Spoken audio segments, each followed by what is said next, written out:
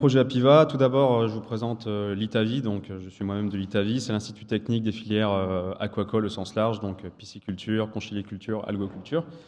Notre métier, c'est tout comme l'Astrédor, être l'Institut technique de ces filières, donc leur apporter un soutien dans différents domaines selon un peu les besoins exprimés par la filière. Donc on a à la fois un soutien technique, on a à la fois un rôle de prospective en recherche-développement et également un rôle de diffusion et de valorisation de nos résultats. Alors maintenant, je vais vous parler de l'aquaponie. Avant de parler de projet Apiva, je vous présente un peu le concept. Donc l'aquaponie, c'est l'intégration de la pisciculture à l'agriculture et donc le maraîchage par exemple. C'est un concept très ancien puisque déjà les Aztèques pratiquaient déjà ce type de culture hors sol avec des, comme vous voyez ici, des chinampas, des sortes de radeaux flottants dans des lacs typiquement. Donc des radeaux qui étaient composés de différentes couches de matière organique sur lesquels les Aztèques faisaient pousser des végétaux. Alors voilà le concept un peu plus moderne de l'aquaponie. Donc, ça marche pas bien au niveau du micro, non c'est bon. Tout d'abord un élevage piscicole avec des poissons nourris, donc la plupart du temps avec un aliment commercial, même si de plus en plus de gens pensent à faire des aliments un peu alternatifs à base d'insectes et autres. Donc les poissons rejettent tout un tas de matières solides, de matières dissoutes, qui sont tout autant de nutriments que les plantes peuvent valoriser, en tout cas pour la partie dissoute. On a un compartiment qui a toute son importance, c'est le compartiment bactérien, donc un biofiltre avec des bactéries nitrificatrices qui sont capables de transformer l'ammoniac rejeté par les poissons en nitrate. Qui devient du coup plus utile pour les plantes. Les poissons rejettent également tout un tas d'autres minéraux dans des proportions plus ou moins adaptées aux végétaux, que ce soit l'orthophosphate, potassium ou autres minéraux. Et bien sûr, le but c'est de faire de la phytoépuration via une culture maraîchère par exemple. Ça permet du coup de restituer une eau appauvrie en nutriments qui peut du coup être réutilisée dans la partie des poissons. Donc il y a bien sûr une étape intermédiaire de filtration mécanique, puisque les poissons rejettent énormément de matières particulières qu'il faut réussir à évacuer du système, tout simplement pour leur santé. Voilà. Donc ça permet de restituer une eau appauvrie en nutriments, suite à une étape aussi d'oxygénation et dégazage, et un apport compensatoire d'eau neuve pour compenser tout ce qui est évapotranspiration et évaporation. Quels poissons peuvent être utilisés en théorie? N'importe lesquels, tant que ça respecte la réglementation française. Donc quelques exemples, on a la carpe dans l'ordre, hein, la carpe, la truite, le silure, pourquoi pas, la carpe koi, la perche ou encore des poissons ornementaux.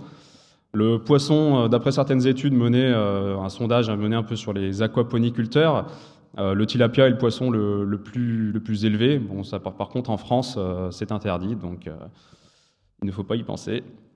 Au niveau des plantes, pareil, tout un tas de plantes peuvent ou ont déjà été cultivées en aquaponie, donc à travers la bibliographie ou à travers des vidéos qu'on peut voir sur Internet. Hein. Donc ça peut aller de la salade, de melon, en passant par les arbres aromatiques, hein, et on peut tout imaginer, pourquoi pas des plantes à plus forte valeur ajoutée, comme des fleurs comestibles ou encore ce qu'on appelle les microgreens, que vous pouvez voir juste en dessous, donc d'ailleurs qui sont, je crois, attestés à Urban Farmer, donc peut-être, c'est la présentation suivante, peut-être que Andreas Graber en parlera. L'aquaponie, il y a différentes techniques culturales qui sont adaptées, donc bien sûr déjà utilisées en hydroponie. La technique des rafts, donc ces plaques flottantes sur des masses d'eau. La technique NFT qui permet d'économiser beaucoup plus d'eau. La technique sur substrat, type lit de gravier, lit de perlite, lit d'argile, qui est surtout utilisé à petite échelle et qui a l'avantage de pouvoir faire office de filtre mécanique et biologique, donc en tout intégré. Mais pour la production commerciale, c'est pas vraiment envisageable. Une autre technique que je trouve intéressante, c'est la technique du wicking bed, hein, qui permet de faire un peu un mix entre le hors-sol et le conventionnel, et de finalement rapporter un peu de sol, même en hors-sol, ce qui permet, pourquoi pas, de viser le label bio, même en aquaponie, vu que c'est pas vraiment du hors-sol, c'est pas non plus vraiment de la culture plein champ, c'est un peu un mix entre les deux. Voilà pour les techniques. Alors maintenant, les avantages, inconvénients. Alors l'avantage, c'est d'une part que l'aquaponie permet de recycler les déchets métaboliques des poissons. Ça permet de réduire les déchets et surtout d'avoir une double valorisation de l'aliment piscicole, puisqu'on fait pousser à la fois des poissons et des plantes. Ça permet de recycler l'eau, tout simplement, grâce à cette technologie de recirculation, de recyclage de l'eau. Ça induit donc une faible consommation par rapport à des modèles conventionnels, surtout en pisciculture, en milieu ouvert. Ce qui dit culture hors sol dit souvent rendement supérieur. Alors ensuite, j'ai noté entrave à certains champignons, parce que certaines publications scientifiques évoquent le fait que l'aquaponie, dans certains cas, peut diminuer la probabilité d'apparition de certains champignons type fusarium. Et, donc en théorie, hein, donc on n'est pas encore allé vérifier, mais ce serait, d'après eux, grâce à une certaine microflore qui est présente dans l'eau des poissons, tout simplement, qui pourrait faire obstacle à certains champignons. L'aquaponie, et donc là c'est aussi dans ce contexte, hein, est très adaptée à l'agriculture urbaine, vu qu'on est dans une technique hors sol, donc avec toute cette notion de circuit court, de proximité avec le consommateur, et aussi tout ce qui est utilisation de sols non arables. On verra aussi plus tard quelques exemples en zone aride. Donc l'aquaponie peut être vraiment développée en théorie dans n'importe quel type de milieu, avec une possibilité aussi de miser sur l'optimisation de l'espace, notamment avec tout ce qui est culture verticale. Mais ça, c'est pareil qu'en hydroponie. Alors maintenant, les inconvénients, c'est qu'on a, à l'heure d'aujourd'hui, très peu de données de dimensionnement sur l'aquaponie. La bibliographie n'est pas très vaste, hein, dans ce domaine. Donc c'est aussi un peu le rôle du projet Apiva, parmi plein d'autres projets de recherche dans le monde, d'essayer de développer un peu de données là-dessus. C'est souvent des systèmes assez coûteux en termes d'investissement et dans lesquels les coûts de production peuvent parfois être importants.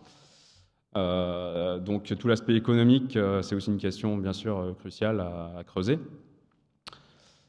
C'est assez complexe à gérer, surtout côté poisson finalement, donc ça apporte une certaine complexité. On fait pousser des végétaux certes, mais l'élevage de poissons c'est aussi un autre métier, donc il y a besoin de compétences spécifiques pour pouvoir élever les poissons, car c'est pas si facile. Aujourd'hui on ne peut pas avoir de label hors sol, bio en hors-sol. Donc ça pose aussi des questions sur la valorisation des produits de l'aquaponie, sachant qu'on a, comme j'avais dit avant, des investissements souvent plus coûteux qu'en conventionnel. Et enfin, des limites sociétales, vu qu'on n'a pas vraiment de recul sur la perception du consommateur sur des produits issus d'aquaponie. Voilà. Et aussi pas de réglementation très claire à ce propos-là. Pour l'instant, en France en tout cas, on n'est pas capable vraiment de dire si, oui ou non, on aurait le droit de vendre des végétaux issus de l'aquaponie. Donc ça, c'est plein de questions qui restent un peu... Ah, ouais. Si, Andreas. Hop. Alors maintenant, je vais vous parler plus spécifiquement du programme Apiva, avec donc Bernard qui interviendra un peu plus tard pour le focus sur la station horticole du Rateau. D'abord, la présentation des partenaires du projet. Donc l'Itavi est porteur du projet en collaboration donc, avec différents partenaires du monde horticole et piscicole. Donc on a l'INRA avec donc Laurent Labbé dans la station expérimentale de PEMA, donc dans les monts d'Arrée, qui a développé un système aquaponique dont c'est celui qui est en bas, donc dans le contexte d'un circuit piscicole recirculé expérimental sur lequel on a relié un compartiment végétal pour faire de la phytoépuration des effluents. On a également donc l'Astrédor avec la station horticole Rateau, donc à Brindas. Donc le pilote, vous pouvez le voir, c'est celui qui est en haut à gauche. On a également l'EPLEFPA de la Lozère, donc le lycée de la Canourgue, avec Catherine Loge-Olivet, qui est ici présente d'ailleurs. Et donc c'est le troisième système. On a une photo là de magnifiques salades cultivées en aquaponie. On a également le CIRAD, et donc c'est un projet financé à la fois par des fonds CASDAR et FEAMP, des fonds européens. Donc les objectifs d'Apiva, donc je vais plutôt passer... Donc c'est un programme sur 2013-2017, je vais plutôt passer sur cette diapo pour les objectifs. Donc ils sont très très divers, hein. C'est un projet sur 3 ans et demi, oui, 4 ans même, vu que ça va être un petit peu prolongé. Donc c'était à la fois de caractériser les compartiments du système aquaponique, hein, le compartiment piscicole, le compartiment horticole, voir un peu ce qui se passe en termes de dynamique de nutriments, le devenir de l'azote et du phosphore issus des poissons, comment les plantes vont réussir à capter ça, en quelle mesure, quels sont les grands ratios de dimensionnement qu'on peut mettre au point. Dans le but aussi de modéliser le fonctionnement de ces systèmes. On voulait également mesurer le rendement épuratoire de ce type de système, parce que l'enjeu, il est aussi ici, c'est à la fois pour la filière horticole de trouver une alternative ou un complément à des intrants minéraux, et à la fois pour la filière piscicole de pouvoir traiter leurs rejets avant rejet finalement de leur eau dans le milieu naturel. Et on a également pour objectif d'analyser la qualité des produits des végétaux, hein, donc, et des poissons également, en comparant, pour ce qui est des végétaux, en comparant ça avec des systèmes avec des végétaux issus de systèmes conventionnels, donc que ce soit en termes organoleptiques, sanitaires, et également nutritionnels. Tout ça, c'est des questions qu'on compte bien aborder dans Apiva. Et il y a aussi un objectif avec Apiva de formation et de valorisation, de diffusion des résultats obtenus, et de soutien technique et de conseil à des porteurs de projets qui pourraient nous solliciter. Alors maintenant, un peu l'état d'avancement, après quasiment 2 ans, 2 ans de programme. Donc on a mis au point une synthèse bibliographique déjà assez consistante qu'on a distribuée largement à tous ceux qui en font la demande, hein. C'est complètement open source. Donc on a un site internet sur lequel on peut récupérer, suite à un sondage, cette synthèse bibliographique. On a 3 pilotes expérimentaux qui ont été mis en place petit à petit durant le projet et qui m'ont demandé pas mal de temps pour leur mise en place, leur construction et surtout leur maîtrise, hein, parce que c'est pas si simple à maîtriser. Donc des méthodes de dimensionnement du système aquaponique. On a énormément de contacts, principalement des porteurs de projets, qui nous ont sollicité tout le long en fait. Et on a même organisé, un peu en rapport avec tout ça, un colloque professionnel qui a regroupé ce jour-là 60 porteurs de projets. C'était la limite qu'on s'était fixée parce que beaucoup d'autres auraient voulu venir. Donc c'était très enrichissant et on compte bien renouveler l'expérience de un peu rencontre entre acteurs de la recherche, du développement et porteurs de projets. Et sinon, bien sûr, des premiers résultats encourageants sur la partie croissance végétale qui reste à approfondir, également sur l'aspect sanitaire. On voit qu'il n'y a pas de souci, en tout cas, de respect de la réglementation en ce qui concerne la bactériologie ou le taux de nitrate dans les plantes. Pour donner un petit calendrier rapide et très estimatif de ce qu'on compte faire dans les prochains mois, donc là, on est en train de lancer à la station horticole donc Rateau un bilan de masse qui va permettre d'étudier un peu le devenir des nutriments.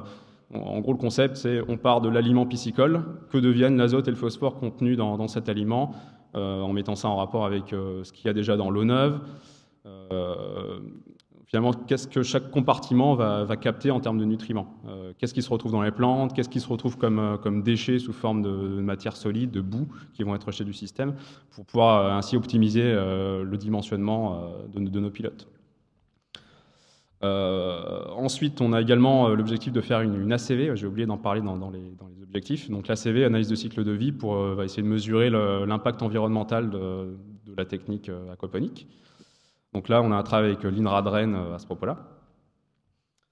Également, donc, tout ce qui est étude de ratio optimum entre les poissons et les végétaux pour essayer de mieux dimensionner en fonction des conditions données, des espèces de poissons, des espèces de plantes, de la qualité de l'eau neuve qu'on a au départ.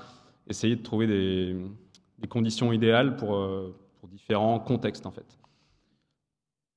Et également des études économiques qui sont prévues. Donc voilà, j'ai mis avril, mai, juin, mais ça pourrait très bien être beaucoup plus tard. Hein, il nous reste encore pas mal de temps pour le faire. Pour l'instant, sur l'aspect économique, on n'a pas encore énormément avancé, puisqu'on a déjà tout l'aspect technique à maîtriser. Et enfin aussi une phase de modélisation. Donc, suite à justement tout ce travail de bilan de masse et d'analyse de cycle de vie, le but c'est aussi de mettre en place des modèles qu'on puisse ensuite, qui puissent être diffusables finalement.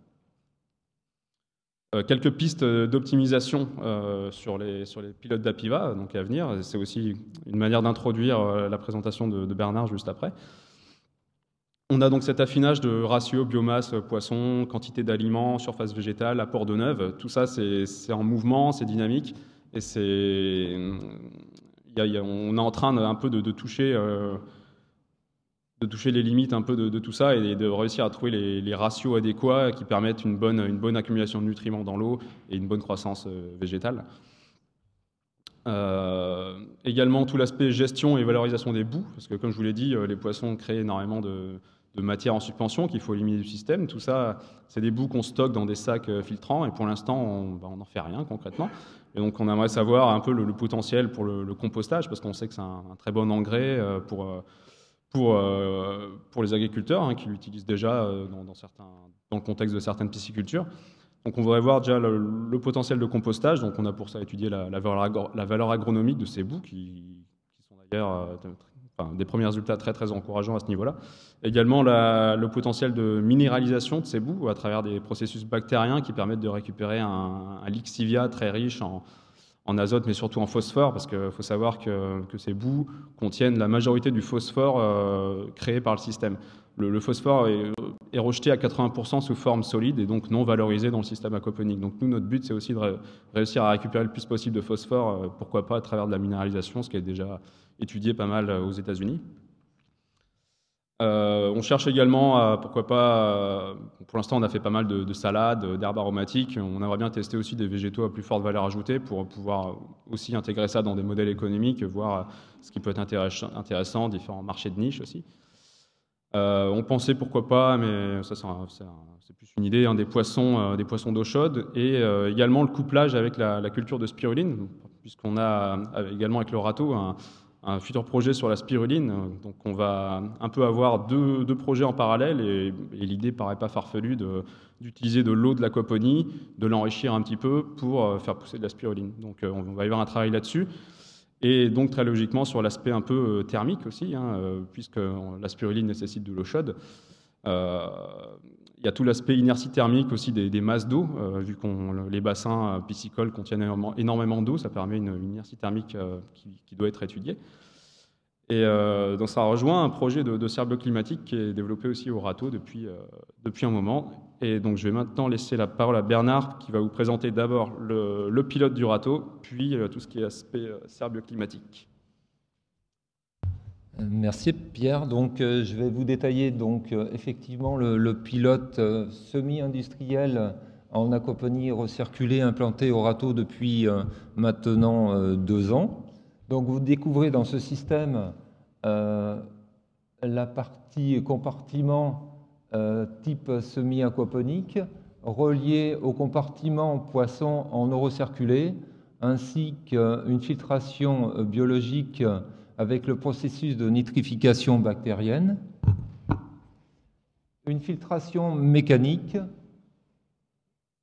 fosse de reprise horticole, ainsi qu'une fosse de reprise poisson, 4 bacs subcarrés de 3,7 m3 chacun. On m'entend mal.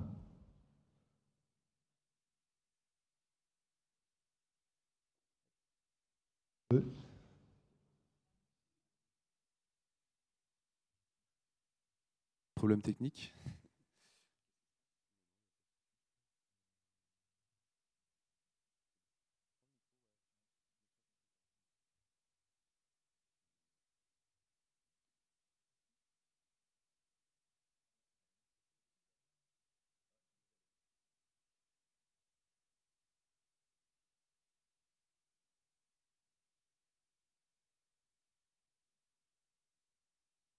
Désolé.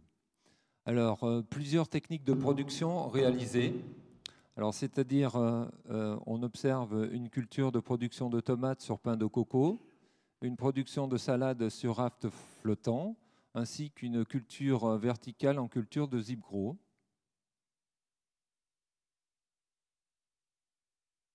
Donc, je vais vous expliquer le principe de la serre bioclimatique. Donc, un principe simple qui consiste à...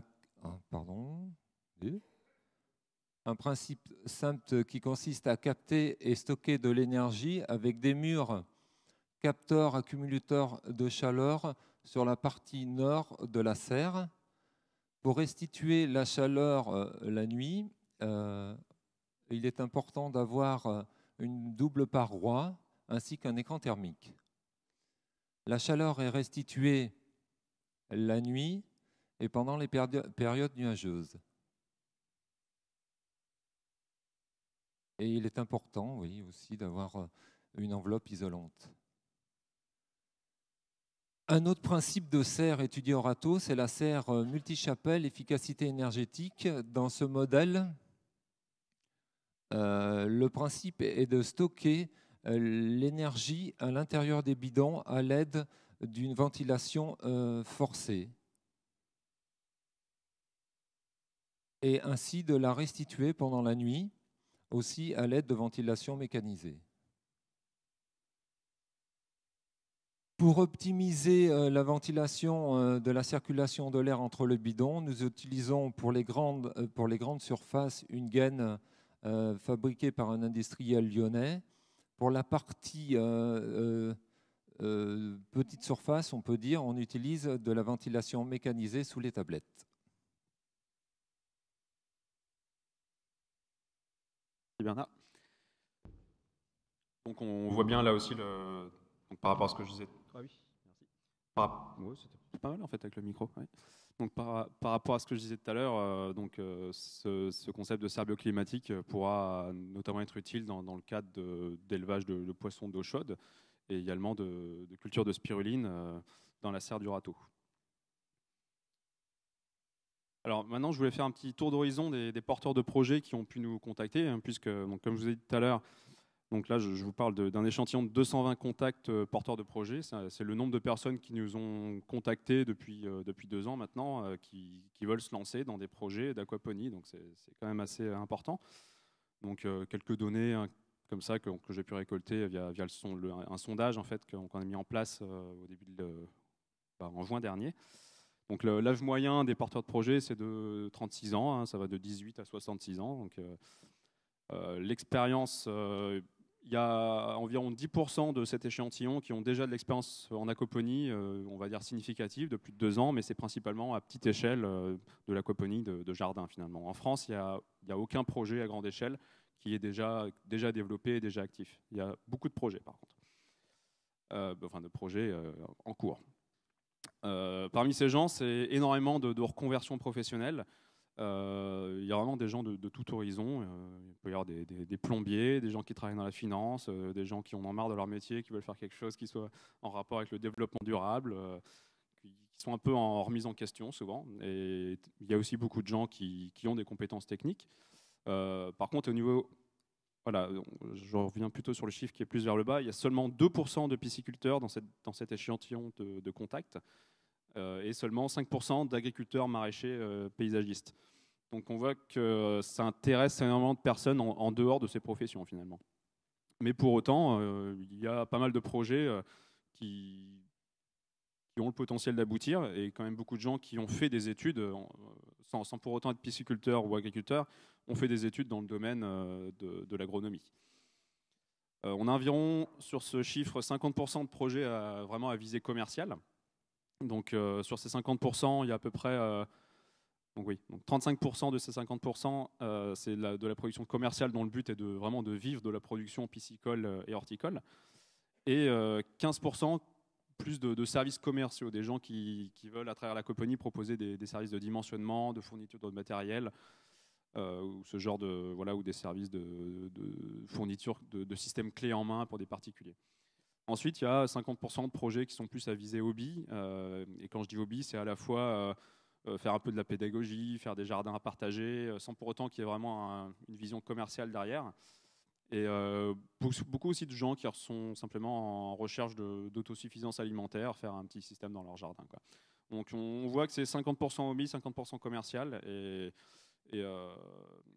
40% aussi de projets qui se situent en milieu urbain ou périurbain, d'où le lien aussi avec l'agriculture urbaine. Je reviendrai dessus sur une autre diapo.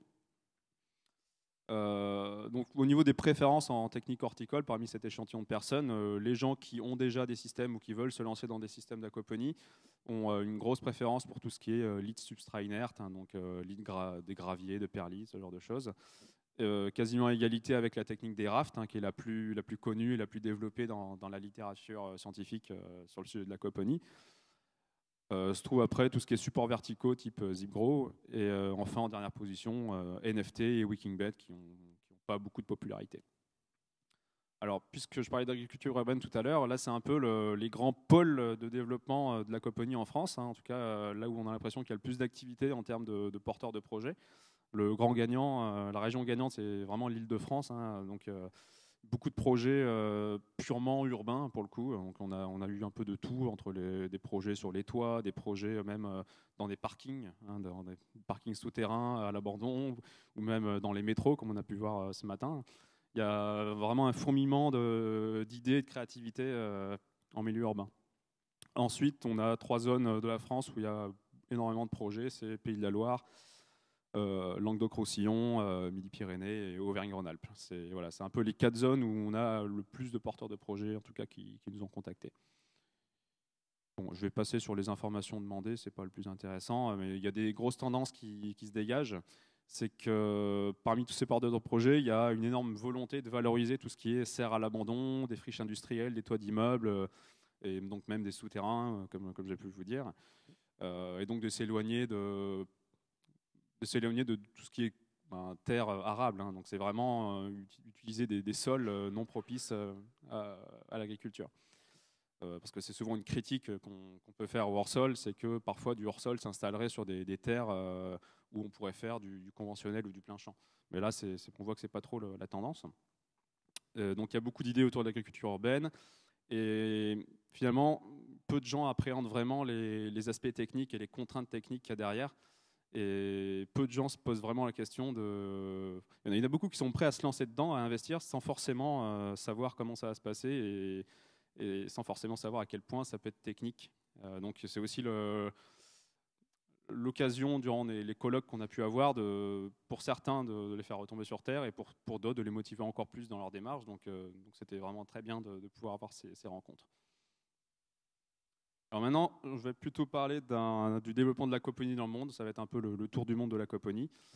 Donc tout d'abord en France, les principaux, bon là je parle plutôt du projet Apiva, hein, les pilotes expérimentaux que vous pouvez suivre sur le site du projet Apiva, donc vous voyez l'adresse là-haut, sur lequel vous pouvez aussi, pour ceux qui sont intéressés, récupérer tout ce qui est synthèse biblio ou documents ressources. Donc on a la station horticole Rateau, lycée de la Canourgue, station de la PEMA, que j'ai déjà évoqué. Également le lycée de Guérande, hein, avec qui on est pas mal en contact, qui ont eux développé un système un peu plus low cost, avec du matériel souvent de récupération, donc des systèmes qui coûtent un petit peu moins cher et qui pour autant marchent bien, en tout cas à une échelle réduite. Après, ce n'est pas vraiment des modèles transférables à une grande échelle. Donc là, c'est vraiment l'aquaponie dans son état le plus simple, hein, c'est la rizipisciculture en Indonésie, ça existe depuis des milliers d'années. Donc tout simplement des carpes typiquement ou des tilapias qui sont grossis au sein même des rizicultures. L'aquaponie sur des lacs. Alors oui, c'est le lac Taiyou en Chine. Donc le concept ici, c'était d'épurer un lac qui était complètement eutrophisé. Donc sur environ 16 000 m², ils ont installé des rafts pour produire du riz et des fleurs. Et donc c'est en activité depuis plusieurs années maintenant. Donc on le considère comme le plus grand système aquaponique au monde. L'aquaponie en région froide, on a donc un bel exemple avec Marc Laberge au Canada, donc l'entreprise Culture Aquaponics INC. Donc d'après leurs propres chiffres, ils auraient produit plus de 2,6 millions de pommes de laitue et plus de 121 000 filets de truites fumées depuis la création en 2005, et ce en utilisant très très peu d'eau. Donc c'est aussi l'intérêt des circuits fermés. L'aquaponie dans le désert. Donc là, c'est un système qui est à 20 minutes d'Abu Dhabi. Donc élevage de tilapia avec culture végétale sur 4000 m², donc qui permet aussi de belles récoltes. En tout cas, c'est les chiffres annoncés, mais on n'a pas eu l'occasion d'aller vérifier. L'aquaponie sur les toits d'immeubles, donc voilà l'exemple d'Urban Farmer en Suisse. Donc Andreas Graber va plus développer le sujet. L'aquaponie verticale, donc on a une entreprise, Bright Agrotech, qui a développé des hydros, un support d'hydroponie verticale. Également un exemple de concept à Singapour. Donc ça, c'est tout ce qui est vertical, c'est en plein boom et il y a un énorme développement là-dessus dans le monde. Et enfin, je finirai avec plus l'aquaponie avec un modèle industriel, hein, donc les fameuses plantes factory dont on a pu parler précédemment, sauf que là, c'est pas en hydroponie, c'est en aquaponie. Et donc le concept étant de récupérer des friches industrielles, des anciens entrepôts, des anciennes brasseries et de les transformer en usines à salade ou à herbes aromatiques et j'en passe. Bon, je pense que niveau timing, là, c'est pas mal. D'autres diapos, mais je ne vais pas me lancer là-dedans parce que ça. Au pire, s'il y a des questions, je reviendrai là-dessus.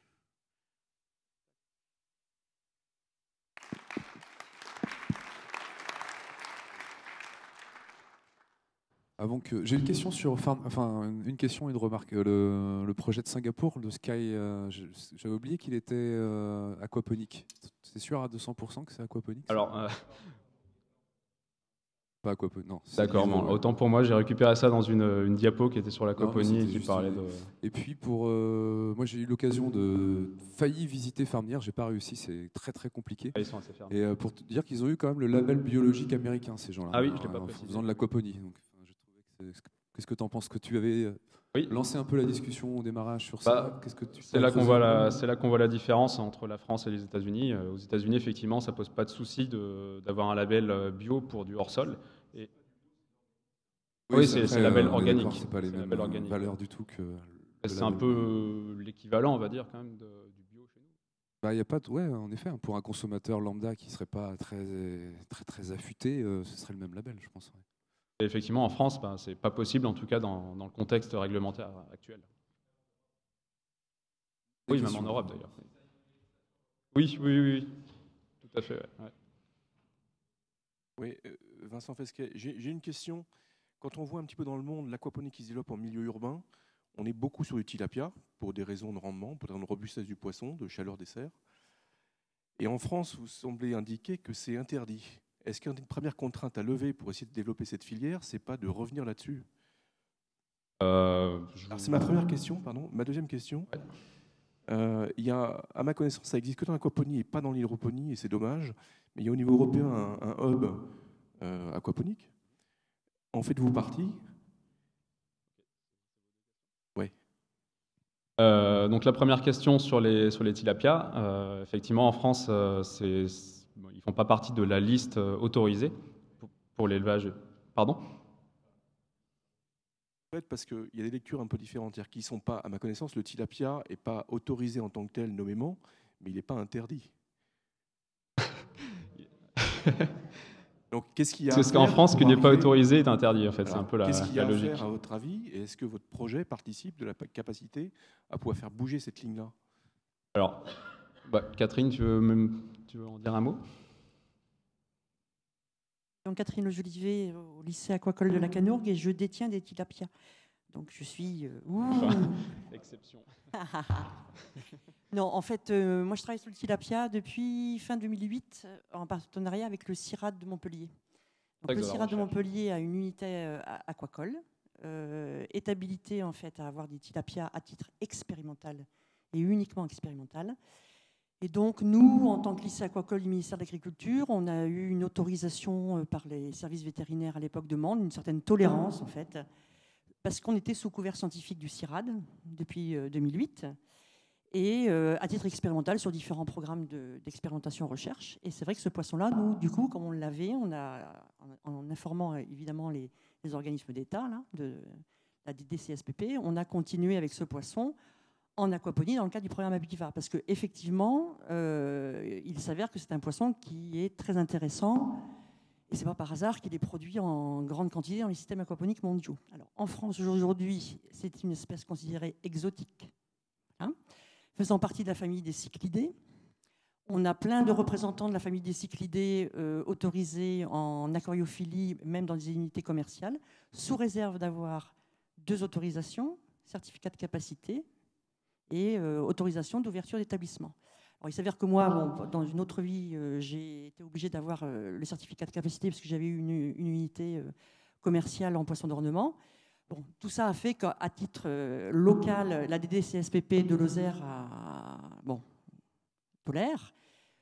Il n'est pas exclu qu'un jour, mais on ne sait pas du tout à quelle échéance ça peut se produire. Mais c'est vrai que les services de l'État sont informés et même des pisciculteurs demandent qu'est-ce qui pourrait être fait pour qu'on puisse un jour pouvoir élever ce poisson. Alors, notre partenaire référent dans le programme d'Apiva, à savoir M. Jean-François Barroyer, chercheur au CIRAD, précise bien à chaque fois qu'il intervient dans le colloque, notamment à la Canourgue, que citait Pierre tout à l'heure, attention, parce que c'est une espèce donc, exotique, donc à ce jour ne faisant pas partie de la liste des espèces françaises interdites. C'est une espèce, il ne faut pas se cacher la face, on peut l'avoir par Internet. Très facile de l'obtenir comme poisson d'ornement et avoir des tilapias dans un aquarium à la maison. Ça c'est pas compliqué. C'est un poisson, par contre, comme dit notre collègue Jean-François, là, qu'il faut faire attention, parce qu'il a beau être omnivore à tendance herbivore, il est quand même très, très, très rustique. Pour tout. Pour la température, mais surtout pour la salinité. Il est très résistant aux variations de pH, à la teneur en oxygène, etc. etc. Ce qui fait que, bon, sans faire de parallèle osé avec le réchauffement climatique, il s'avère que ces poissons-là ont montré des performances d'adaptation dans différents pays du monde où ils n'existaient pas. Un exemple de Madagascar est assez flagrant, où il a été introduit par l'homme. Et maintenant, on regrette un petit peu, quoi. Donc, c'est pour ça que, bon, tilapia, oui, parce qu'il a une vitesse de croissance rapide. C'est un poisson à chair blanche qui est très intéressant, qui a des bons indices de conversion d'aliments. Après, laissons le temps au temps, en montrant aussi que les systèmes recirculés, effectivement, présentent une certaine garantie pour éviter des échappements. Je crois que, bon, voilà, ça viendra peut-être. Il ne faut pas se heurter, je pense, à l'administration. Il faut leur montrer, justement, la Canourgue est fait pour ça aussi, hein, pour montrer que à des échelles où on maîtrise un maximum de choses dans le cadre d'un programme national, ben, voilà ce que ça donne. Et que petit à petit, peut-être, il y aura des modifications. Mais après, il y a plein d'autres poissons, hein, oui, qui sont intéressants, autres que du tilapia. Oui. On veut faire de la tomate, donc avec une serre chauffée. C'est quoi un poisson qui se satisfait de températures relativement élevées par rapport à la truite, par exemple? Ouais, un poisson qui est très utilisé aujourd'hui. Nous on est un pays où on adore plutôt le poisson de mer. On comprend pourquoi, parce qu'on a beaucoup de côtes. Faut savoir que d'ailleurs, que ce soit la station Râteau chez Bernard là-bas ou à la Canourgue, tous les deux on a travaillé sur la carpe. Alors, quand on parle de la carpe ici, on pourrait faire un petit sondage là. Qui a déjà mangé de la carpe? Ben voilà, il n'y a pas quand même beaucoup de mains qui se lèvent. Et la carpe, c'est excellent. On a des collègues en région Dombes, région Alsace-Lorraine, etc. Je veux dire, la carpe, moyennant qu'on la prépare comme il faut, le filet de carpe frais ou le filet de carpe fumé, je peux vous garantir que ça peut rivaliser avec le saumon fumé. Donc après, voilà, il y a la perche, tu l'as cité, le silure. Oui. Le silure, dans les années 95-2000, a failli décoller, au niveau de la filière. C'est un poisson qui est introduit aussi en France depuis très très très longtemps. Il n'était pas français au démarrage. Bon, qui s'est installé dans les rivières françaises et qui s'avère être très performant en élevage aussi. Donc, je pense que là, il y a de l'espoir. Merci pour cet éclairage piscicole. Y aurait-il d'autres questions à Pierre sur l'aquaponie? Non? Ah, pardon. En fait, je suis surpris du faible développement sur les lacs, des radeaux sur les lacs, parce qu'a priori, on n'a quand même pas à s'embêter avec la partie amont poisson. Et on a donc des coûts d'investissement qui sont misérables. Et je sais pas, le principe, c'est on n'a qu'un radeau à laisser flotter sur son lac tranquille. Oui, comme faisaient les Aztèques au final. Oui, je suis plutôt d'accord avec ce commentaire. Parfois, peut-être rechercher la simplicité, ça peut être bien aussi. J'avoue que ça n'a jamais été trop objet de R&D, en tout cas pas à ma connaissance. Nous, on n'a pas forcément souhaité partir sur les modèles pisciculture d'étang ou lac pour développer l'aquaponie. On a plutôt visé la filière la plus développée en France en termes de pisciculture, qui est plutôt la filière truite, donc sur un modèle avec des bassins, des poissons nourris, avec des granulés. Si on a des petits bassins, ou des petits lacs en tout cas, ou des très grands bassins, c'est pas envisageable de mettre des radeaux déjà en partie directement au-dessus des truites, parce qu'elles aiment bien l'ombre, ces braves bêtes. Tout est possible. Hein. Après, en termes de composition en minéraux dans l'eau des lacs ou des étangs, je ne sais pas exactement quelle serait la composition, si ce sera adéquat pour de la croissance de végétaux plus complexes que de la salade, par exemple. C'est une idée intéressante. Après, voilà, je pense qu'il y a de la recherche peut-être à faire là-dessus aussi, ouais, effectivement. Il me semble un peu compliqué, a priori, de mettre en place de la culture de salade sur des lacs pour aller récupérer à chaque fois les rafts en plein milieu du lac. Enfin, il y a toute une logistique après qui risque d'être un peu compliquée, mais pourquoi pas.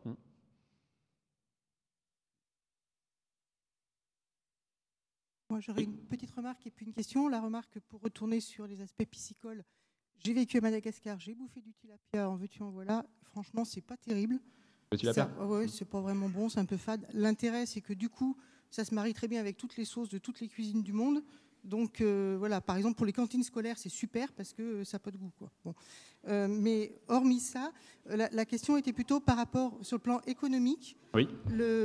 Quels sont finalement les coûts respectifs des différentes étapes, en particulier le coût de l'aliment du poisson. Bon, tu as évoqué tout à l'heure le fait que vous pouvez éventuellement l'autoproduire ou en partie l'autoproduire. Est-ce que c'est cette partie-là qui est la plus chère, laquelle est... Ouais, concrètement, dans les coûts de production en aquaponie ou même en aquaculture de manière générale, c'est l'alimentation des poissons qui aujourd'hui coûte cher en raison de la raréfaction de certaines matières premières utilisées dans la formulation de l'aliment piscicole. Et, donc là, il y a aussi beaucoup de recherche-développement faites pour remplacer tout ce qui est ingrédients à base de poissons, hein, parce que grossièrement, dans les granulés distribués aux truites, il y a une part de plus en plus faible, mais quand même voilà, environ 20%, je crois que le chiffre c'est à peu près 20% maintenant de l'alimentation des truites est composée à base de farine de poisson. Donc dans les années 80, on était plus à 60, donc on voit qu'il y a un énorme progrès qui a été fait. Mais il en reste que l'aquaculture se développe énormément, alors que les capacités de pêche restent les mêmes en fait, hein, le stock ne grossit pas, donc on doit de plus en plus maintenant essayer de développer d'autres matières premières pour l'aliment piscicole. Et ça pourra peut-être, on espère, permettre aussi de faire baisser les coûts de cet intrant qui pour l'instant pèse le plus sur les coûts de production. Là-bas. Oui, bonjour. Je parle plutôt du monde des amateurs aquaponie. Il y a des petits kits électroniques qui se vendent pour suivre une installation. En général, c'est température d'eau, conductivité d'eau, pH. Est-ce qu'il y a d'autres capteurs qui sont utilisés au niveau professionnel et qui seraient petit à petit disponibles pour des petites installations? Peut-être que Bernard pourrait mieux... Ah oui, pardon, oui, bah, nous, en fait, au râteau, on surveille en permanence le taux d'oxygène, le pH, la conductivité. Je ne comprends pas vraiment votre question, en fait. Je n'ai pas forcément compris la question. Est-ce qu'il existe des capteurs pour les particuliers? Oui, par exemple, déjà, juste par exemple, pour suivre le cycle de nitrification, ouais. Est-ce qu'il y a, par exemple, des capteurs grand public? Alors, des capteurs en continu, non, ça n'existe pas, ou tout du moins, ils n'ont pas une précision assez fine pour vraiment bien suivre toute la phase de nitrification. Si vous voulez, ça a une précision à 1 mg par litre près. C'est déjà trop, en fait. Voilà. On ne peut pas se permettre d'avoir 1 mg par litre d'erreur, en fait, pour des poissons qui sont excessivement sensibles à l'ammoniac et au nitrite. Donc, ce genre de capteur de suivi en continu, pour l'instant, ça n'existe pas. Mais c'est en développement, en tout cas. Prendre encore 2 questions. On laissera Andreas ensuite. Bonjour, Simon Ronceret, Veni Verdi. 2 questions. La première, par rapport à l'alimentation des poissons, vous évoquiez des solutions peut-être alternatives. Est-ce que dans les porteurs de projets, les 200 qui vous ont contacté, vous avez repéré des choses intéressantes, et notamment, je pense, aux insectes? Et la deuxième question, c'est on parlait du coup du lac qui était eutrophié sur lequel on met des rafts. Et je pensais du coup au problème des algues vertes en Bretagne. Est-ce que vous avez des gens qui vous ont contacté pour l'animal pony, enfin du coup traiter avec de la culture hors sol les résidus d'autres effluents d'élevage que finalement ceux de l'aquaculture? On pourrait imaginer de diluer ou voilà. Est-ce qu'il y a des choses comme ça qui se profilent ou dont vous avez entendu parler? Pour ce qui concerne les porteurs de projets autour d'aliments alternatifs, on a effectivement plusieurs porteurs de projets, dont un qu'on a rencontré récemment, donc Cycle Farm, ça s'appelle, donc à Paris, développé justement sur AgroParisTech. Eux, ils sont vraiment dans la démarche de produire de l'aliment destiné aux poissons dans des élevages à partir d'effluents de divers élevages, donc à la fois des effluents piscicoles, mais aussi des effluents, pourquoi pas, des filières avicoles et autres. Donc il y a certains insectes, notamment la Black Soldier Fly, qui est capable de se développer, en théorie, hein, d'après de la biblio et d'après certaines expérimentations, uniquement sur de la matière organique type vraiment bout d'élevage, quoi, résidus de boue. sont capables de consommer ça, de transformer ça en protéines intéressantes pour les poissons. Donc oui, il y a pas mal de porteurs de projets et on a également, dans un cadre plus recherche, R&D, un projet là, qui est en développement, le projet Ninaqua, qui met un peu en collaboration à la fois des fabricants d'aliments, des entreprises qui sont spécialisées dans la production d'insectes, et des tests sur des piscicultures pilotes, en fait, pour justement essayer de voir jusqu'à quel taux de remplacement on peut aller au niveau des farines d'insectes. Ouais. Donc il y a pas mal de projets à ce niveau-là. Après, sur la question des algues, j'ai pas forcément. Donc, il y a des projets. On a un autre projet à l'Italie qu'on a une première phase et une deuxième phase qui va commencer d'ici peut-être un an sur tout ce qui est système AIMT, aquaculture intégrée multitrophique. Donc là, le but, c'est un peu de l'aquaponie en mer, en fait. Donc, on produit des algues avec des effluents piscicoles et également avec tout ce qui est partie solide, on peut faire de la conchiliculture. Donc, avec des animaux qui sont capables de grandir en filtrant l'eau et en récupérant l'azote et le phosphore contenus dans la matière organique. Et également des animaux plus qu'on appelle des animaux brouteurs, qui s'installent plutôt au fond de l'eau au niveau des sédiments et qui sont capables de faire de la biomasse avec des excréments piscicoles. Donc on peut notamment faire des concombres de mer qui sont très prisés en Chine. Donc il y a pas mal de projets là-dessus. Sinon, à part ça, j'ai pas forcément en tête des projets de culture d'algues avec d'autres types d'effluents venant d'autres élevages. Non, merci Pierre. Une dernière question très courte, comme ça on sera parfaitement dans les temps. Oui, bonjour, Manuel Esprit de l'Union française des semenciers. J'avais une question sur la correspondance des cycles entre le cycle végétal et le cycle animal. Quand vous produisez une salade, ça prend quelques semaines. Donc ça veut dire que le poisson, lui, pendant ce temps-là, il n'aura pas fini sa croissance.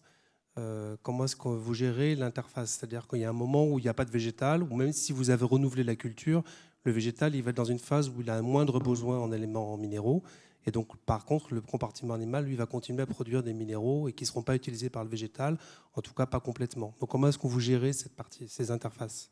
Nous, on a mis en place un système qu'on dit découplé. Jusque-là, dans la recherche en aquaponie, il y a eu surtout des systèmes couplés, où on a vraiment une boucle où les poissons mangeaient de l'aliment, rejetaient de l'ammoniac et autres composés, ça passait par un biofiltre, puis par les plantes et ça revenait directement aux poissons. On est capable de faire à peu près la même chose, mais en découplé, c'est-à-dire qu'on a un système d'un côté complètement piscicole, qui est capable de fonctionner de manière indépendante au même titre qu'un système piscicole en circuit fermé qui existe déjà dans beaucoup de pays et qui est surtout à l'état de recherche en France. Donc c'est simplement un circuit fermé, recirculé, avec un très faible taux d'ouverture. Et donc ça, si vous voulez, on peut tout à fait ne pas avoir de plantes tout en ayant notre production de poissons, ça pose aucun souci. Et après, on ouvre et on ferme comme on le souhaite sur la partie culture végétale. Merci beaucoup, Pierre. Merci de l'applaudir aussi, ouais. Très bien. On va appeler Andreas Graber pour terminer cette session, qui va nous parler de la partie business de l'aquaponie. Comment on peut en générer de l'argent, générer de l'emploi, avec l'exemple